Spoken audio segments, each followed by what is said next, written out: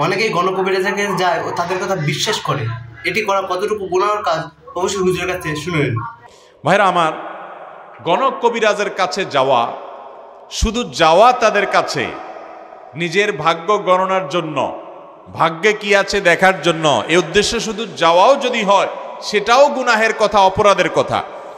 সহিহ মুসলিমের হাদিসে বর্ণিত হয়েছে, নবী করিম সাল্লাল্লাহু আলাইহি সাল্লাম বলেছেন, মান আতা আররাফান, যে ব্যক্তি কোনো গণকের কাছে আসে এই ব্যক্তির 40 দিন পর্যন্ত নামাজ কবুল হয় না। এত বড় জঘন্য অপরাধ এটি।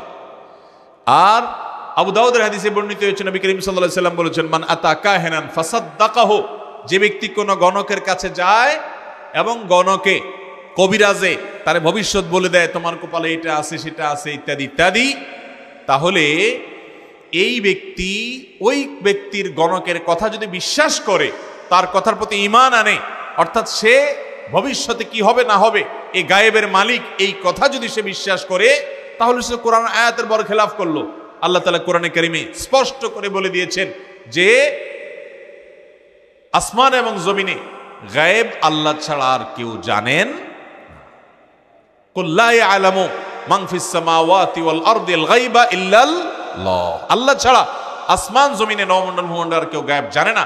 এই আয়াতের সে অস্বীকার করলো, আল্লাহ তাআলা আলিমুল গায়ব এটাকে সে অস্বীকার করলো, এই জন্য সে বেঈমান হয়ে যাবে।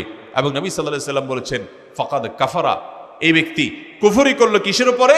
বিমা উনজিলা আলা মুহাম্মদ, মুহাম্মদ সাল্লাল্লাহু আলাইহি সাল্লামের প্রতি যা নাজিল হলো সেটাকে সে অবিশ্বাস করলো। এই জন্য ভাইরা আমার, এই সমস্ত গণক টনকের কাছে কোনো ইমানদারের জন্য যাওয়া জায়েজ নাই। এরকম ইসলামিক ভিডিও পেতে অবশ্যই চ্যানেলটা সাবস্ক্রাইব করে পাশে থাকবেন। আল্লাহ সুস্থ থাকুন। আসসালামু আলাইকুম।